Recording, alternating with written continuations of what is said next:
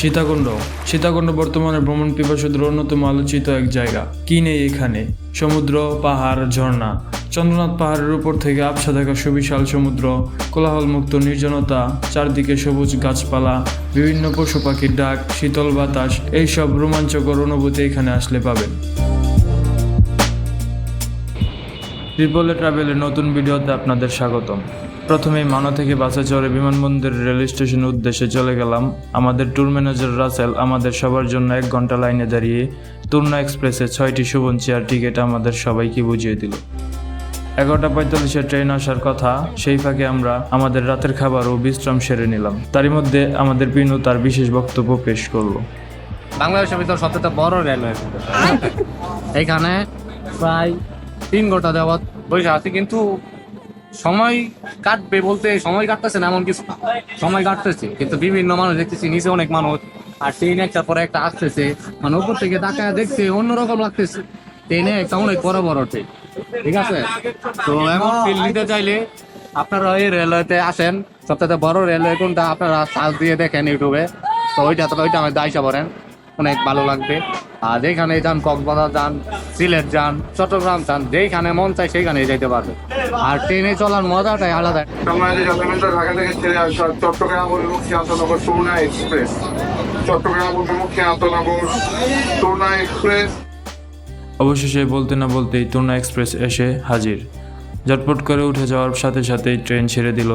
রাতের জনমানবহীন স্টেশনগুলো ছাড়া এই রাস্তার আর কিছুই দেখতে পেলাম না। দিনে ঢাকা চট্টগ্রাম রেলপথে ভ্রমণ করলে বাংলাদেশের সৌন্দর্য উপভোগ করা যায়। ঢাকা থেকে অনেকগুলো জেলা পার হয়ে চট্টগ্রাম আসতে হয়। সারা রাত ট্রেন ভ্রমণের পর যখন সূর্য দেখা পেলাম তখন অন্যরকম ফিল হচ্ছিল। দূরের সেই পাহাড় ভেদ করে যখন সূর্যমামা প্রথম আলো দিচ্ছিল, আমরা তখন ট্রেন থেকে সেই সৌন্দর্য উপভোগ করছিলাম। সকালের যে বিশুদ্ধ বাতাস, সেই বাতাসে ট্রেনের দরজায় দাঁড়িয়ে সবাই গায়ে হাওয়া লাগিয়ে নিচ্ছে। কেউই কিন্তু রাতে ঘুমায়নি। এলাকা থেকে বোঝার বাকি রইল না আমরা চট্টগ্রাম এসে পড়েছি। কিছুক্ষণের ভিতরে চট্টগ্রাম রেল স্টেশনের দেখা পাবো।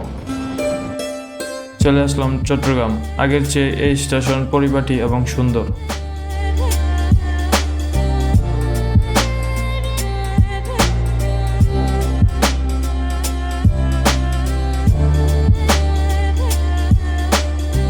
চট্টগ্রাম রেলওয়ে স্টেশনের সৌন্দর্য উপভোগ করে আমরা রুটি, ডিম ভাজি, সবজি এবং ডাল দিয়ে সকালের নাস্তা সেরে নিলাম। তারপর স্টেশন থেকে একটি বাসে করে সীতাকুণ্ডে এসে সিএনজি নিয়ে আমরা আমাদের প্রথম স্পট গুলিয়াখালী সমুদ্র সৈকতে চলে আসলাম। আমরা আছি এখন গুলিয়াখালী সি বিচে।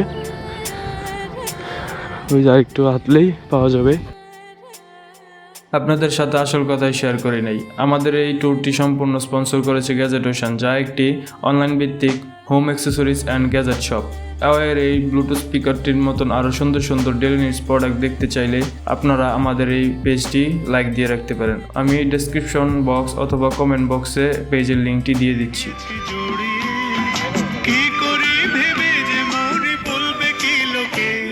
হ্যালো, আসসালামু আলাইকুম। আপনারা জানি সবাই ভালো আছেন, আমরা একটু বেশি ভালো আছি, কারণ আমরা ঘুরতে আসছি আবার নতুন করে, ঠিক আছে।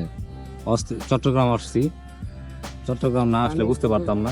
এইটাও একটা সুন্দর জায়গা, ঠিক আছে। আমরা সব অস্থির জায়গায় ঘুরতে যাই। আমরা আগে ইউটিউবে, গুগলে চার্জ দিয়ে দেখি বিভিন্ন জায়গায়, আমরা সব জায়গায় ঘুরতে যাই না। আমাদের ডিমান্ড আছে, আমরা সময় নিয়ে কাজ করি, গাছ নিয়ে পদা ভালো জায়গায় ঘুরতে যাই। কোনো নর্মাল কোনো জায়গাতে আমরা ঘুরতে যাই না, ঠিক আছে। তো এটা প্রথম জায়গা, এটা আসলাম, এটা কিছুই না, তবে এটা ভালো লাগতেছে, এটা কিছুই না। তার থেকেও সুন্দর সুন্দর জায়গা আছে। জায়গাটার নাম কি বলো না? জায়গাটার নাম এটা জানি কি, Guliakhali sea beach. Guliakhali sea beach, Guliakhali sea beach মানে গুলিয়াখালী সমুদ্র সৈকত। আচ্ছা, যাই হোক, আমার সাথে একজন 2-3 জন আছে, তারা সব চিনে, আমি একটু কম চিনি।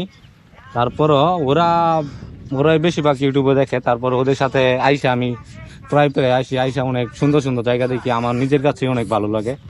তো ওদের সাথে ঘুরতে আসলে আমার আবারও মনে জায়গা, আবারও কোনোখানে ঘুরতে যাব অন্য জায়গায়, ঠিক আছে। অনেক সুন্দর জায়গা, আপনারাও আসবেন আর আমাদের ভিডিও দেখবেন। ভিডিও দেখে শেয়ার যদি করতে না মন চাই, কমেন্ট করবেন, লাইক করবেন, শেয়ার করলে আরও ভালো হয়।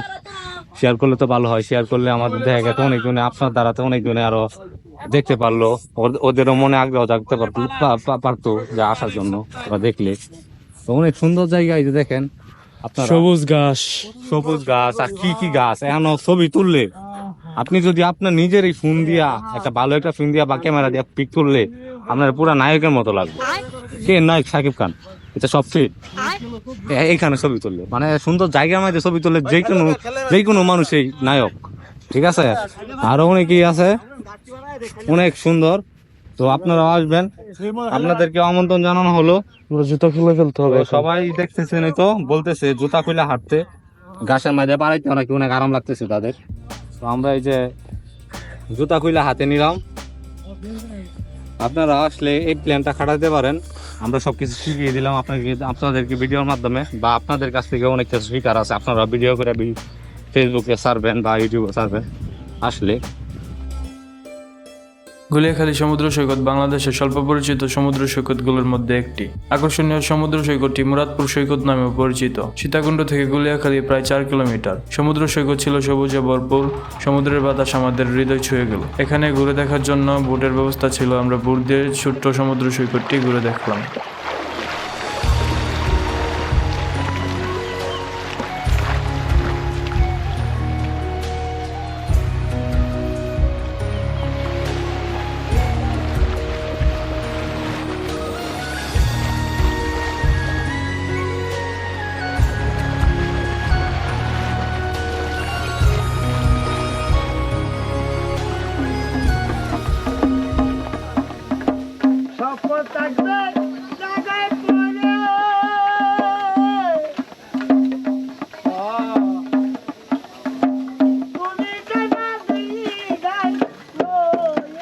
গুলিয়াখালীর ছবির মতন সৌন্দর্য মনে ধারণ করে যখন চন্দ্রনাথে আসি, পাহাড়ে ওঠার আগ মুহূর্তে একজনের গান শুনে কিছুক্ষণ দাঁড়ালাম।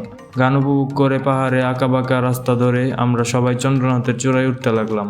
এই রাস্তা যতটা মসৃণ দেখা যায়, বাস্তবে ততটা নয়। এত কঠিন পথ পাড়ি দিতে হলেও আশেপাশে সবুজে ঘেরা অকৃত্রিম মনোমুগ্ধকর দৃশ্য আপনাকে মুগ্ধ করবে। হাঁটা এবং সিঁড়ি বেয়ে ওঠার ধৈর্য না থাকলে এখানে আসবেন না।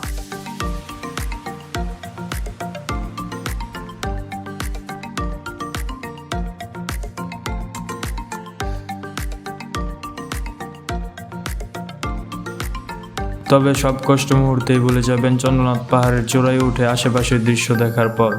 চারপাশ শুধু সবুজ আর সবুজ, যেন কোনো শিল্পী তার নিপুণ হাতে রং তুলিতে আঁকা। সীতাকুণ্ডের প্রায় পুরোটাই দেখতে পাবেন এখান থেকে। চারদিকে তাকে এক ঐশ্বরিক অনুভূতিতে আপনার মন প্রাণ জুড়িয়ে যাবে মুহূর্তেই। এখন আছি আমরা চন্দ্রনাথ। এটা হচ্ছে চন্দ্রনাথের সবচেয়ে বড় চূড়া, সবচেয়ে উঁচু চূড়া এটাই। চট্টগ্রামের সীতাকুণ্ড ঘুরে পাহাড়ের সৌন্দর্য বৈচিত্র্যতাকে সাথে নিয়ে নতুন গন্তব্য পাওয়ার আগ পর্যন্ত সুস্থ থাকুন, ভালো থাকুন, আর লাইক কমেন্ট শেয়ার করতে ভুলবেন না। আল্লাহ হাফেজ।